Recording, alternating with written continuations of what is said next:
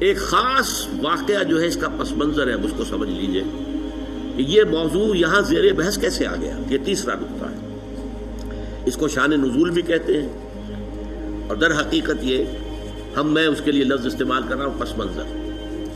اس آیت کے پس منظر میں تحویل قبلہ کا جو واقعہ ہوا ہے وہ ہے، آپ کے علم میں ہوگا کہ حضور جب تک مکے میں رہے آپ نماز ایسے پڑھتے تھے، خانہ کعبہ کے جنوبی سمت میں کھڑے ہوتے تھے، جو رکن یمانی ہے، اور دوسرا وہ رکن ہے جس میں کہ حجر اسود نصب ہے۔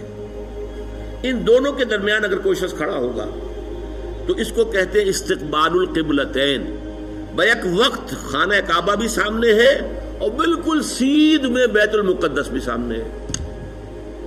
استقبال القبلتین مکے میں رہتے ہوئے ممکن تھا، اس لیے کہ اگر آپ خانہ کعبہ کے جنوب میں کھڑے ہیں تو آپ کے سامنے کعبہ ہے اور اسی سیدھ کے اندر بیت المقدس بھی ہے۔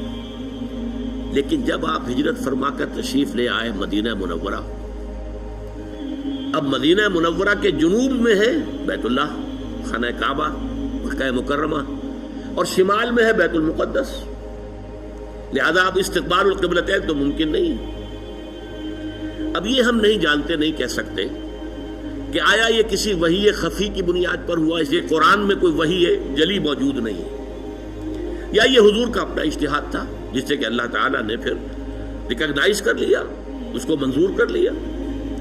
لیکن حضور نے مدینے جا کر نماز پڑھنی شروع کی بیت المقدس کی طرف رخ کر کے، شمال کی طرف، اور خانہ کعبہ پشت پر ہے۔ یہ چیز شاخ گزر رہی تھی ان لوگوں کو جو مکے سے چل کر آئے تھے، جتنی محبت انہیں خانہ کعبہ سے تھی اس کا ہم اندازہ نہیں کر سکتے۔ خود حضور جب روانہ ہوئے تھے مکے سے ہجرت کے لیے تو آپ خانہ کعبہ کے پردے پکڑ کر چمٹ کر آپ نے کہا تھا کہ اے کعبہ تجھے معلوم ہے، اے بیت اللہ تو جانتا ہے مجھے تجھ سے کتنی محبت ہے، لیکن یہاں کے لوگ مجھے یہاں نہیں رہنے دے رہے، میں یہاں سے جانے پر مجبور ہوں، یہ تجھ سے ہجرت کر کے جا رہا ہوں۔ اس حوالے سے سب کو پسند ہے، لیکن یہ کہ نماز پڑھ رہے ہیں خانہ کعبہ کی بجائے بیت المقدس کی طرف رخ کر کے۔ اس کے بعد 16-17 مہینے کے بعد قرآن مجید میں حکم آ گیا، قد نرى تقلب وجهك في السماء فلنولينك قبلة ترضاها فول وجهك شطر المسجد الحرام۔ اے نبی، ہم آپ کے چہرے کا بار بار آسمان کی طرف اٹھنا دیکھتے رہے ہیں۔ حضور انتظار کر رہے تھے کہ کب حکم آئے کہ ہم خانہ کعبہ کی طرف رخ کر لیں۔ اس سے میرا گمان یہ ہے کہ وحی خفی کی بنیاد پر حضور کا فیصلہ تھا۔ قرآن مجید میں جو وحی آ گئی ہے شامل ہے، اسے وحی جلی کہتے ہیں، اور حضور پر اور بھی وحی ہوتی تھی، وحی خفی جو قرآن مجید میں شامل نہیں ہے۔ بہت سی احادیث در حقیقت وہ وحی ہی پر مبنی ہے، لیکن وہ باللفظ نہیں ہے، بالمعنی ہے، اور وہ وحی جلی نہیں ہے، وحی خفی ہے۔ تو یہ معلوم ہوتا ہے وحی خفی کی بنیاد پر تھا، لیکن حضور پر بھی شاخ گزر رہا تھا اور مکے والوں پر بھی شاخ گزر رہا تھا، اور حضور بار بار آسمان کی طرف نگاہ اٹھاتے تھے کب جبرائیل آئیں اور کب یہ حکم ہو کہ ہم اپنا رخ بدل دیں اور بجائے شمال کی طرف رخ کر کے نماز پڑھنے کے جنوب کی طرف رخ کر کے نماز پڑھیں۔ تو اللہ فرماتا ہے قد نرى تقلب وجهك في السماء فلنولينك قبلة ترضاها۔ اے نبی، ہم دیکھتے رہے ہیں آپ کے چہرے کا آسمان کی طرف بار بار اٹھنا، تو لیجئے ہم بدل دیتے ہیں، آپ کا چہرہ کر دیتے ہیں رخ اسی طرف جو آپ کو پسند ہے۔ فول وجهك شطر المسجد الحرام، تو اب اپنا رخ پھیر دیجئے مسجد حرام کی طرف۔ فیصلہ حکم آ گیا۔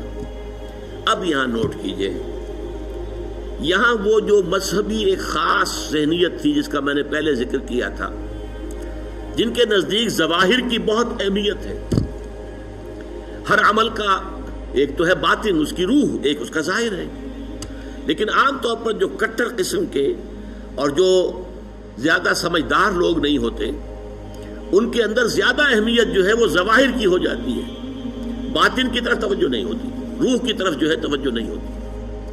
تو کچھ نہ کچھ مسلمانوں میں بھی ایسے حضرات تھے، لیکن اس سے بڑھ کر یہودیوں نے ایک طوفان اٹھا دیا۔ پہلے تو یہودی خوش تھے انہیں یہ احساس ہوا کہ محمد تو ہمارے کیمپ فالوور ہیں. جب ہمارے قبلے کی طرف رخ کر کے انہوں نے نماز پڑھنی شروع کی ہے، اس کا مطلب ہے کہ وہ ہی از فالوئنگ اس، تو ہمارے پیروکار ہو گئے، تو جھگڑا کائے کا ہے. لیکن اب جب آ گیا یہ کہ اپنا رخ بدل دیجئے، اب پیٹھ ہو گئی بیت المقدس کی طرف اور رخ ہو گیا خانہ کعبہ کی طرف، تو ان کے کان کھڑے ہوئے کہ یہ تو کوئی مسئلہ جو ہے کچھ اور ہے. ایک نئی امت کی تشکیل ہو رہی ہے اور ایک نئی بالکل شریعت آ رہی ہے، نئی امت جو ہے وہ وجود میں آ رہی ہے. انہوں نے اس کو ایک مسئلہ بنا لیا، پروپیگنڈے کا طوفان کھڑا کر دیا. یہ کیسے نبی ہیں جن کا قبلہ ہی معین نہیں ہے؟ 16 مہینے ادھر رخ کر کے نماز پڑھی. اگر ادھر کا قبلہ تھا تو وہ غلط تھا، تو 16 مہینے کی نمازیں زیرو ہو گئی. اور اگر وہی صحیح قبلہ تھا تو اب جو نمازیں پڑھ رہے ہیں وہ زیرو ہو گئی. قبلہ تو اپنی جگہ سے نہیں ہل سکتا، قبلہ تو ایک ہی ہوتا ہے. ان کا قبلہ ہی معین نہیں ہے. 16 مہینے ادھر رخ کر کے نماز پڑھی، اب ادھر رخ کر لیا. اور جیسا کہ میں نے عرض کیا، مسلمانوں میں بھی ایسے سادہ لوگ، سادہ مزاج لوگ تھے، وہ ان کے اس پروپیگنڈے سے بہت متاثر ہوئے. لہذا ایک خلش، ایک بے چینی، اگرچہ ظاہر بات ہے کہ حضور نے وحی سنائی ہے، اللہ کا حکم آیا ہے فَوَلِّ وَجْهَكَ شَطْرَ الْمَسْجِدِ الْحَرَامِ وَحَيْثُ مَا كُنتُمْ فَوَلُّوا وُجُوهَكُمْ شَطْرَهُ. نہ صرف یہ کہ اب فوراً اپنا رخ جو ہے مسجد حرام کی طرف کر دو، چنانچہ آپ کے علم میں ہوگا جو لوگ وہاں گئے ہیں، وہاں مدینے میں ایک مسجد ہے، مسجد القبلتین. حضور ایک خاص قبیلے میں گئے ہوئے تھے، ظہر کی نماز کا وقت وہاں آ گیا، وہاں کوئی دعوت طعام تھی، ظہر کا وقت آ گیا تو کھڑے ہو گئے نماز پڑھنے کے لیے، صحابہ پیچھے کھڑے ہیں. اسی دوران میں، نماز کے دوران یہ آیات نازل ہوئی. حضور نے وہی قبلہ بدلا اپنا، فَوَلِّ وَجْهَكَ شَطْرَ الْمَسْجِدِ الْحَرَامِ. اب حکم الہی آنے کے بعد تو تاخیر 1 منٹ کی بھی جائز نہیں، تو فوراً آپ نے رخ بدل لیا اور تمام نمازیوں نے بھی رخ بدل لیا. اس لیے اس مسجد میں 2 طرف محرابیں بنی ہوئی ہیں. ایک محراب جو ہے وہ شمال کی طرف ہے، بیت المقدس کی طرف، اور ایک محراب ہے مکے کی طرف، جنوب کی جانب. اسی لیے اس کو کہتے ہیں مسجد القبلتین، 2 قبلوں والی مسجد. لیکن یہاں حکم یہ بھی ہے وَأَيْنَمَا تَكُونُوا فَوَجُّ، جہاں کہیں بھی تم ہو فَوَلُّوا وُجُوهَكُمْ شَطْرَهُ، اے مسلمانوں جہاں کہیں بھی ہو اپنا رخ مسجد حرام کی طرف کرو. اب ظاہر بات ہے کہ اس پر جب عمل ہو گیا تو صحابہ نے عمل تو کیا، دل میں کچھ دغدغہ رہا، کچھ پریشانی رہی. خاص طور پر یہ بات کہ اگر اصل قبلہ یہ تھا اور یہ ہے جو آج ہو گیا ہے، تو پھر ہماری نمازوں کا کیا بنے گا؟ ہماری نمازیں 16 مہینے کی ضائع ہو گئی، غلط قبلے کی طرف پڑھی گئی. اسی لیے اسی مقام پر کہا گیا ہے وَمَا كَانَ اللَّهُ لِيُضِيعَ إِيمَانَكُمْ، نہیں اس وسوسے کو قریب نہ آنے دو. نماز تو عین ایمان ہے، نماز ضائع ہو گئی تو ایمان ضائع ہو گیا نہیں. اس وقت حکم وہ تھا، اس پر عمل کرنا تقاضا تھا دین کا. اب حکم یہ ہے، اب اس پر عمل کرنا تقاضا ہے دین کا. نہ وہ غلط تھا نہ یہ غلط ہے. تم کسی سمت سے نہ بندھ جاؤ، تم ظاہر کے ساتھ زیادہ جو ہے اپنے آپ کو وابستہ نہ کر لو. نماز کی اصل روح، دین کی اصل روح تو کیا ہے؟ اللہ پر ایمان، اللہ کا یقین، رسول کی اطاعت، رسول کا فرمان. پہلے وہ تھا تو اللہ تعالیٰ نے مکے والوں کا امتحان لے لیا تھا کہ آیا وہ اپنی آبائی، اس لیے کہ مکہ جو ہے اور بیت اللہ جو ہے وہ تو ان کا سمجھیے کہ قومی شعار کے درجے کے اندر رکھنے والی چیز تھی، قومی شعائر میں سے. اب اس کی طرف پشت کرنا سب پر بھاری گزرا. لیکن یہ کہ وہ رسول کے ساتھ چونکہ پورے بندھے ہوئے تھے تو جو حکم رسول کا وہ انہوں نے قبول کیا. اور اب ان لوگوں کے لیے امتحان آ گیا جو مدینے میں رہتے تھے اور یہود کے زیر اثر تھے، اور اس کی وجہ سے بیت المقدس کا مقام ان کی نگاہوں میں بہت اونچا تھا. اب اس کی طرف پیٹھ کرنی پڑ رہی ہے. تو ان کے ایمان کا جو ہے وہ اللہ تعالیٰ نے امتحان لے لیا، اور تمام صحابہ جو ہیں دونوں امتحانوں میں ثابت قدم اور کامیاب ہوئے. اب لیکن اس خلش کو مٹانے کے لیے دیکھیے عجیب ہے یہ بات. یہ مسئلہ آج ہمیں معلوم ہوتا ہے کہ بڑا ہی چھوٹا سا مسئلہ ہے. جب یہ مسئلہ آیا تھا تو یہ چھوٹا نہیں تھا، بہت بڑا مسئلہ تھا، بہت بڑا مسئلہ تھا. خاص طور پر وہ جو ایک ذہنیت ہے کہ جو دین کے اعمال ہیں ان کی روح کی بجائے ساری نگاہ جو ہے وہ اس کے ظاہر سے وابستہ ہو جاتی ہے، اس کے لیے یہ معاملہ بہت کٹھن تھا. یہی وجہ ہے اس قرآن مجید میں آپ کے علم میں ہوگا پورے 2 رکوع ہیں تحویل قبلہ کے اوپر. حالانکہ آج ہمارے نزدیک کوئی بڑا مسئلہ نہیں تھا، لیکن یہ کہ وہاں اس وقت ڈی فیکٹو جو اس وقت کی سچویشن تھی اس میں اس کی اتنی اہمیت تھی، دلوں پہ جو کیفیت گزر رہی تھی اس کا جو ہے صحیح طور سے اس کا علاج اور اس کا معالجہ اور مداوع ضروری تھا۔ دو رکوع جو ہے، رکوع 17واں اور 18واں، دوسرے پارہ سیقول کے پہلے دو رکوع خاص اسی پر ہے، جس تکرار کے ساتھ فولوا وجوہکم شطرہ، فولوا وجوہکم شطرہ، اس سے دو رکوع پہلے ایک بات کہی گئی۔